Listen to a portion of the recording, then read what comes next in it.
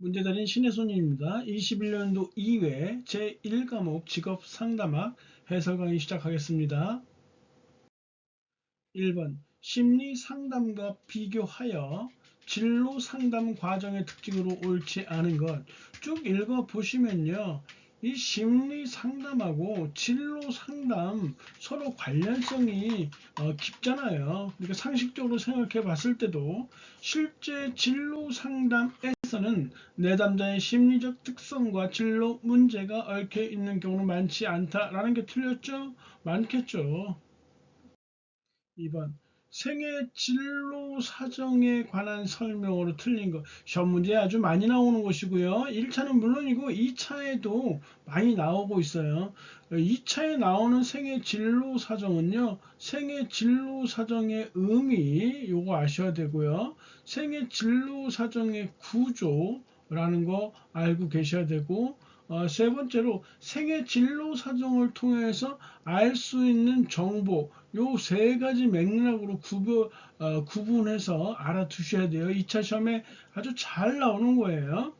1번에 상담사와 내담자가 처음 만났을 때 이용할 수 있는 비구조화된 면접 기법이다 했는데 비구조화된 거 아니에요. 구조화된, 즉 짜여진 틀이 짜여져 있는 면접 기법이며 표준화된 진로사정 도구의 사용이 필수적이다. 1번이 틀렸네요. 2번 아들러의 심리학 이론에 기초하고 있다는 거. 3번에 보시면 비판단적이고 비위협적인 대화 분위기로서 관계를 형성하는 데 도움이 된다. 4번에 생애 진로 사정에서는 작업자, 학습자, 개인의 역할 등을 포함한 다양한 생애 역할에 대한 정보를 탐색해 간다. 맞는 내용이네요. 1번이 틀렸어요. 3번 직업 상담에서 의사결정 상태에 따라서 내담자를 분류할 때 의사결정자의 유형은 1번에 확정적 좋고요. 3번에 수행적, 그리고 4번에 회피적 결정형 맞는 내용이고 종속적 결정형이라는 것은 없으니까 이게 틀린 거예요. 확정적 결정형은 이 명칭 그대로예요. 스스로 이 확정적인 의사 결정을 내릴 수 있다라는 것이고 수행적 결정형은 의사 결정을 하는데 주변 사람들의 도움을 필요로 하는 경우, 회피적 결정형은 의사 결정을 하는 듯 하지만 실제로는 결정하지 않는 거. 아무튼 여기서 답은 2번이네요. 신출 문제였어요. 4번에 실업 충격을 완화시키기 위한 프로그램이 아닌 것은, 실업 충격을 완화시키기 위한 프로그램은 1번에 실업 스트레스 대처 프로그램, 2번에 취업 동기 증진 프로그램, 4번에 구직 활동 증진 프로그램. 전부 이거 직업을 잃었으니까 직업 잃은 거에 대한 스트레스를 풀고, 그리고 새로운 직업을 찾기 위한 이런 것들을 해야 되겠죠. 그 외에도 직업 전환 프로그램, 직업 복귀 프로그램, 이 진로 개발 프로그램은 해당되지 않네요. 진로 상담에서 내담자의 목표가 현실적으로 가능한지를 묻는 목표 실현 가능성에 관한 상담자의 질문으로 적절하지 않은 것. 이 상식이죠, 상식. 이건 4번이죠. 당신의 목표는 지금에서 의사결정은 어디서 누가 내리네. 뭐 생뚱맞은 지문이 나와 있어요. 6번. 내담자의 세계를 상담자 자신의 세계인 것처럼 경험하지만 객관적인 위치에서 벗어나지 않는 상담 대화의 기법이 무엇이냐? 상담의 기초 기법 중에서 이거 먼저 시험에도 나왔던 것이죠. 공감에 해당되는 것이죠. 수용이라는 거는 상담자가 내담자의 얘기를 받아들이고 인격적으로 존중한다는 것이겠죠. 수용이니까요. 전이라는 것은 정신 분석적 상담에서 많이 쓰이는 용어인데요. 내담자가 과거의 중요 인물에게서 느꼈던 감정이나 생각 등을 상담자에게 투사하는 거예요. 상담자에게 투사하는 거예요. 동정은 말 그대로 동정이고요. 7번. 다음 면담에서 인지적 명확성이 부족한 내담자의 유형과 상담자 개입 방법이요. 인지적 명확성이 부족한 내담자 유형은 우리 1회차 시험에서도 했었죠. 단복 가구원, 단순하고 복잡한 가구원, 무비 양파강, 영화 볼 때 양파강, 그 다음에 문 걸고 잘자 했었거든요. 이렇게 인지적 명확성의 유형이 있는데 지금 이 유형은요. 내담자는 난 사업을 할까 하는데 그 분야에서 일하는 여성들은 대부분 이혼을 한대요. 상담자는 사업을 하면 선생님은 이혼할까 두려워하시는군요. 이러면서 통계를 알아보도록 하죠 라고 했단 말이에요. 이런 유형의 인지적 명확성은 무엇이냐면 원인과 결과의 착오에서 이런 인지적 명확성이 부족한 유형이 나오게 되는 것이고, 이건 바로 논리적인 분석을 통해서 할 수 있다는 거예요. 딱 그 예시 지문 나오면 이거니까 이거 그대로 외워두시면 되겠네요. 다음은 내담자의 무엇을 사정하기 위한 것인가? 이거 우리 1회차 시험에도 했었죠. 최과절 자백존, 최과절 자백존. 그래서 체크 목록 같이 순위 매기, 과거의 선택 회상하기, 절정 경험 조사하기, 자유시간과 금전의 사용, 그리고 백일목 말하기, 존경하는 사람 기술하기 해서 최과절 자백존 해서 내담자의 가치 사정을 하기 위한 것이라고 했었어요. 9번 특성 요인 직업 상담에서 상담사가 지켜야 할 상담 원칙이에요. 이것도 상식선에서 파악하면 될 것 같아요. 내담자에게 강의하려 하거나 거만한 자세로 말하지 않는다. 이거 당연하죠. 2번에 전문적인 어휘를 사용한다. 이거 약간 거만하잖아요. 전문적인 어휘를 사용하는 것이 아니에요. 이해하기 쉬운 어휘를 사용해야죠. 그리고 상담 초기에는 내담자에게 제공하는 정보를 비교적 작은 범위에서 축소해서 작은 범위로 축소해서 말해야 되겠죠. 2번이 틀렸네. 상식적으로 봐도요. 3번, 4번 맞는 내용이고요. 10번 상담 과정의 본질과 제한 조건 및 목적에 대해 상담자가 정의를 다시 말해서 상담자가 우리가 상담하는 이 상담 과정을 왜 상담하는지 제한 조건은 뭔지 상담의 목적이 무엇인지 이렇게 상담자가 정해주는 거예요. 이게 바로 상담의 구조화라는 겁니다. 11번 직업 선택을 위한 마지막 과정인 선택할 직업에 대한 평가 과정 중 요스트가 제시한 방법 아닌 것. 2차에는 아직까지 나온 바가 없었고요. 1차에서 기출문제에서 한번 나왔던 적이 있고 다시 나왔네요. 요스트가 제시한 방법은 원찬 대황미예요. 원찬 대황미라고 해서 원하는 성과 연습 1번 되네요. 그 다음에 차는 찬반 연습이에요. 그 다음에 대차, 대조표 연습, 확률 추정 연습, 여기 2번, 3번 다 있네요, 여기. 그 다음에, 마지막 미는 미래를 내다보는 연습. 다시 한번. 원하는 성과 연습, 찬반 연습, 대차, 대조표 연습, 확률 추정 연습, 미래를 내다보는 연습. 그 요스트가 제시한 방법 원찬 대황미. 그래서 4번이 이렇게 틀린 것이 되겠네요. 슈퍼의 전생의 발달 과업의 순환 및 재순환에서 새로운 과업 찾기가 중요한 시기는 언제인가 역시 신출 문제인데요.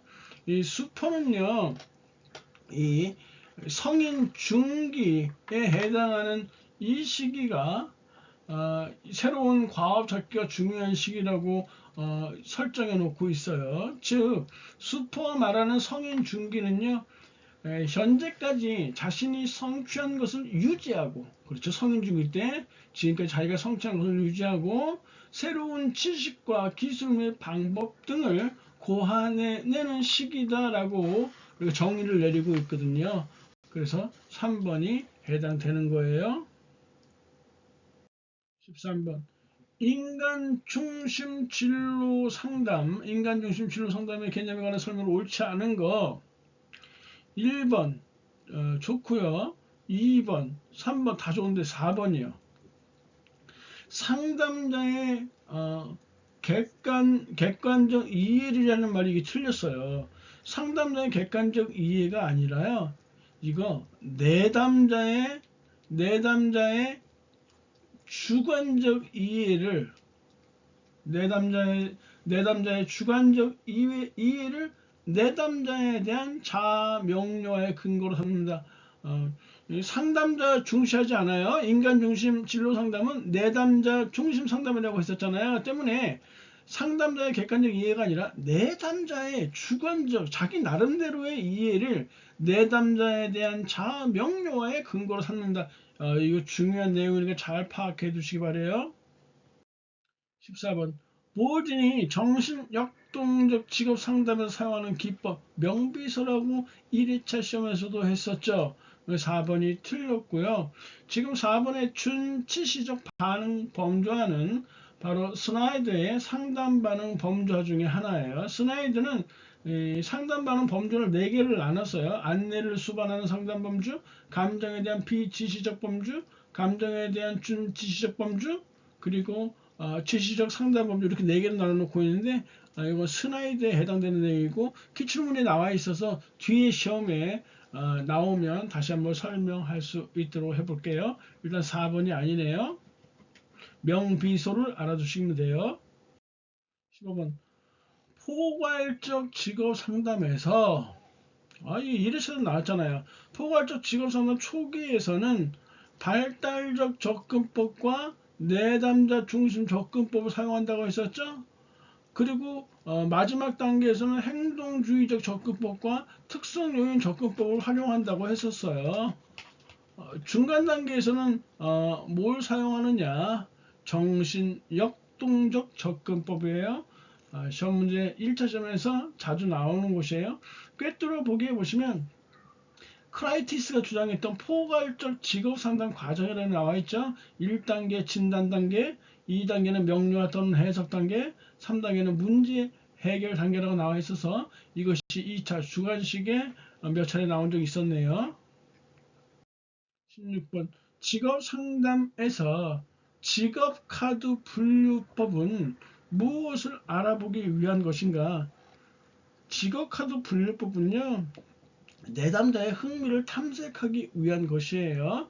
그래서 16번에는 4번으로 답이 몇 번이 나와요. 카드 분류는 내담자의 흥미를 탐색하기 위한 것이라는 거.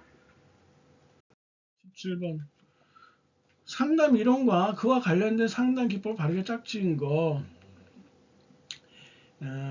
1번에 정신분석적 상담과 인지적 재구성이 이렇게 연결되어 있는데 이건 인지적 재구성은 정신분석적 상담이 아니라 행동주의 상담하고 연결되어지고요. 2번에 저항에 해서 행동치료 아니고 저항에 대한 것은 정신분석적 상담하고 연관이 되어져요. 정신분석적 상담에서 환자의 저항, 그리고 분석자의 저항에 대한 해석, 그리고 이 환자의 해석에 대한 반응, 3단계 훈습 단계가 이렇게 발전해 가는데 이것도 역시 기출문제 나왔던 것이라 뒤에 문제에 나와 있어요. 3번에 이완기법이라는 거, 이완기법 역시 이거는 인지적 상담이 아니라 행동주의적 상담 기법에서 활용하는 거고요. 4번에 형태주의 상담에서 역할 연기와 감정의 머무르기가 여기에 해당되겠네요. 그래서 4번이 답으로 나오겠네요. 8번 아들러 이론의 주요 개념인 초기 기억에 관한 설명으로 옳은 거. 이것도 오랜만에 나왔는데요. 기억을 보시면 중요한 기억은 아들러예요. 아들러. 중요한 기억은 내담자가 마치 지금 일어나고 있는 것처럼 기술을 할 수 있다. 기억 맞겠네요. 니은 초기 기억에 대한 내담자의 지각보다는 경험을 객관적으로 파악할 수 중요하다 했는데 초기 기억에 대한 내담자의 지각이 중요한 거예요. 초기 기억에 대한 내담자의 지각을 중요하게 여긴다. 그래서 니은번이 틀렸어요. 내담자의 지각을 중시한다, 중요시한다 해서 니은번 틀렸고, 디귿번 초기 기억은 3. 자기 타인에 대한 내담자의 현재 세계관과 일치하는 경우가 있다 맞는 거고, 리을번 초기 기억을 통해 상담자는 내담자의 삶의 목표를 파악하는 데 도움을 받을 수 있다. 그래서 3번이 정답이 돼야 되겠네요. 19번 행동수정에서 상담자의 역할은 무엇이냐라는 것인데 4번 정답이에요. 내담자의 상황적 단서와 문제 행동, 그 결과에 대한 정보를 얻기 위하여 노력한다. 이 단편적으로 그냥 외우는 거예요. 단편적으로 행동수정에서 상담자의 역할은 무엇이냐, 내담자의 상황적 단서와 문제 행동, 그 결과에 대한 정보를 얻기 위해서 노력한다. 단편적으로 받아들이시면 될 것 같아요. 직업 상담사의 윤리 강령이에요. 1번에 보시면 직업 상담사는 개인이나 사회에 임박한 위험이 있더라도 내담자의 정보를 누설해서는 안 된다 이렇게 하고 있는데, 개인이나 사회에 임박한 위험이 있는 경우에는 이 정보를 흘려도 돼요. 이거 비밀보호 예외 원칙에 해당되는 것이잖아요. 그래서 1번이 틀렸어요. 2번 직업상담사는 내담자에 대한 정보를 교육 장면이나 연구에 사용할 경우에는 내담자와 합의 후에 사용하되 정보가 노출되지 않도록 해야 한다. 좋은 내용이고요. 3번 직업상담사는 소속 기관과의 갈등이 있을 경우에 내담자의 복지를 우선적으로 고려해야 한다. 이거 맞는 얘기고, 4번에 직업상담사는 상담 관계의 형식, 방법, 목적을 설정하고 그 결과에 대해서 내담자와 협의해야 한다. 이 직업상담사의 윤리 강령은 시험에 아주 자주 나오는데 보면 누구나 쉽게 맞출 수 있어요. 강의들이랑 고생하셨고요. 다음 시간에 뵙겠습니다. 감사합니다.